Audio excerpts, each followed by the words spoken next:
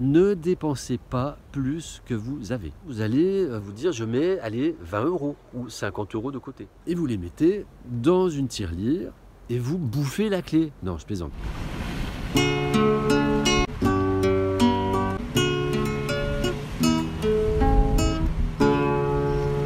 petits passages.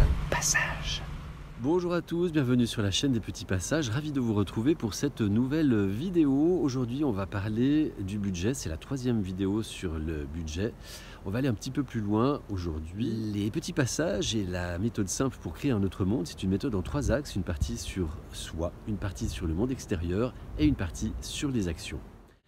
Merci si cette vidéo vous aura semblé pertinente de la partager au plus grand nombre, de laisser des commentaires, de mettre des pouces vers le haut, ça permet qu'elle soit beaucoup plus visible et ça permet de semer des graines ensemble. Merci à tous pour votre soutien et n'hésitez pas surtout à vous abonner à la chaîne. Passage. Nous avions vu lors de la première partie comment établir le budget et ainsi déterminer le reste à vivre. Dans la deuxième vidéo, nous avions aborder les frais fixes et comment réduire les frais fixes. Maintenant, pour être sûr que votre budget soit bien ficelé, eh bien, il va vous falloir procéder à une petite chose un peu contraignante, mais qui est un peu incontournable, que je vous conseille en tout cas, c'est de noter toutes vos dépenses. Alors, vous n'êtes pas obligé de demander le ticket de caisse, parce que oui, c'est pas forcément écologique, mais en tout cas de les noter, par exemple, dans un petit calepin. Et ainsi, ça vous permettra de comparer si entre votre prévision et la réalité, ça tient la route. Vous faites ça pendant plusieurs mois parce que pour être sûr que votre budget tient la route, ben, il faut quand même un certain recul. Maintenant, on va partir du principe que votre budget, vous l'avez établi au fil des mois, vous vous rendez compte que voilà, ça tient la route. Donc les frais fixes, ben, on a vu maintenant, ils sont incompressibles puisque vous avez essayé de rendre ces frais fixes les plus bas possibles. Maintenant, sur quoi vous allez pouvoir agir? Eh bien, c'est sur les frais variables, c'est sur le fameux reste à vivre. Donc bon, on a vu, il y a l'alimentation sur le poste sur lequel vous pouvez agir, mais il y a aussi et surtout toutes les autres dépenses, c'est-à-dire les sorties, les habits. Bon, le tabac, je ne l'avais pas trop mis, mais c'est également quelque chose sur lequel vous pouvez agir, parce que c'est une addiction et on peut agir sur les addictions. Même si vous pensez que c'est pas possible, eh ben je peux vous assurer que si. Je suis passé par là. On abordera ça dans une autre vidéo, mais en tout cas, c'est beaucoup lié à l'estime de soi et à la confiance en soi. Et si les cigarettiers ont réussi à vous faire fumer, vous allez réussir à arrêter. Croyez-moi.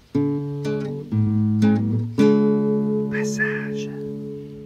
Alors maintenant, donc les autres dépenses, ça veut dire que, déjà le principe de base, ne dépensez pas plus que vous avez. Ça c'est clair que si vous êtes un panier percé, que vous gagnez 100 € et que vous en dépensez 120 ou 150, il y a forcément un problème et ça se traduit par un découvert qui a un coût et qui vous emmène dans une spirale infernale, difficile à corriger.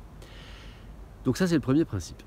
Ensuite, eh bien, je vous invite à ne pas faire comme souvent on entend, c'est la fin du mois, je suis obligé de me serrer la ceinture. Non, eh bien, moi je vous propose de vous serrer la ceinture en début de mois, quitte à la desserrer en fin de mois. Et surtout, ce que je vais vous proposer aujourd'hui, c'est de mettre une certaine somme de côté systématiquement en début de mois, dès que votre salaire ou vos allocations sont tombées. Parce que c'est que comme ça que vous allez pouvoir vous y tenir. Parce que si vous attendez la fin du mois, il ne restera rien à mettre de côté et vous allez vous dire à chaque fois « ouais, il n'arrive pas à épargner ». Ensuite, choisissez une somme raisonnable. Parce que c'est clair que si vous êtes déjà ric-rac et que vous vous dites « oh ben, je vais mettre 200 € par mois de côté », ça risque d'être un peu beaucoup. Mais mieux vous mettre une petite somme raisonnable et vous y tenir, quitte à rajouter. Mais par exemple, vous allez vous dire « je mets, allez, 20 € ou 50 € de côté ». Donc, vous les prenez et vous les mettez dans une tirelire et vous bouffez la clé. Non, je plaisante. Et vous mettez la clé de côté, vous oubliez cet argent, en fait. Moi, je vous déconseille vraiment de laisser votre argent à la banque. À l'heure actuelle, ça craint parce que si la banque fait faillite, votre argent, vous pouvez vous asseoir dessus, les guichets seront fermés, les distributeurs seront vides, et voilà. Donc, votre argent est mieux à la maison. Au début de mois, quand vous touchez vos allocations ou votre salaire, bah, vous retirez et vous mettez ça, vous gardez ça à la maison. Donc, vous mettez une certaine somme de côté. Et ensuite, bah, toutes les autres dépenses, bah, vous dire, voilà, appliquez tous les filtres que je vous ai déjà suggérés. est-ce que j'ai besoin à chaque fois de tout ce que j'aurais envie d'acheter? Alors c'est clair qu'il y a plein de petites dépenses. Vous allez voir, en fait, si vous ne les faites pas, ben, c'est l'acte de non-achat. Ben, vous allez mettre de côté vous avez une pizza, par exemple, un sandwich. 5 euros, 6 euros le sandwich, je ne sais pas combien la pizza. En plus, c'est pas bon pour la santé. Chaque fois que vous allez boire un... Alors attends, mais l'autre jour, j'ai bu une verveine dans une ville de province. 2,70 € pour de l'eau chaude et un sachet. Non mais j'hallucine. Donc là, bah, c'est clair que si... oui, c'est une dépense, voilà, une verveine, plus une autre verveine, alors plus un café, plus une bière, plus machin, bah, ça va vite. Donc je vous suggère pas de rester, forcément, de ne plus sortir du tout. Quoique, les soirées entre amis à la maison, bah, vous allez voir, les frais, ils vont diminuer de beaucoup. Mais en tout cas, si vous sortez, bah, restez raisonnable, quoi. Je peux rien vous dire de plus. Passage. Et c'est à la fin du mois que vous allez voir si, donc, une fois votre épargne mise de côté, votre attention portée à toutes vos dépenses, eh bien, il vous reste un peu d'argent. Ben là, vous pouvez vous dire, ben voilà, je me fais plaisir, je m'achète un petit truc. Évitez le neuf, hein, je vous le rappelle, plus on achète du neuf, plus on pollue. Mais d'occasion, par exemple, voilà, vous offrir un bon restaurant.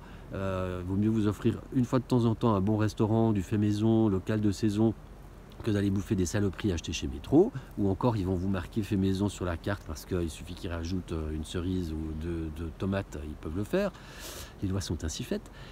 Voilà, donc c'est vraiment en début de mois que je vous conseille de mettre de côté, de vous serrer la ceinture, et puis bah, quitte à la relâcher un petit peu en fin de mois. Et tout ce que je vous dis là, c'est des choses que j'ai appliquées au fil du temps, et bah, ça m'a permis d'arriver à aujourd'hui vivre sur mon épargne.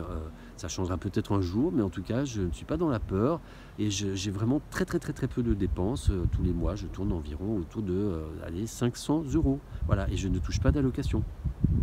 Donc je vous invite à essayer, ne pas dépenser plus que vous avez, serrer la ceinture en début de mois, mettre systématiquement au début de mois chaque fois un certain montant fixe de côté, réduire toutes les dépenses pas fixes au maximum, tout en gardant le plaisir.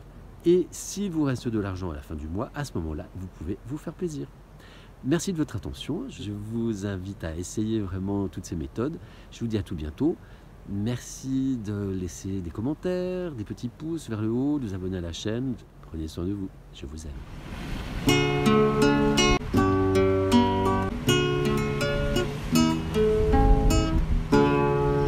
Les petits passages.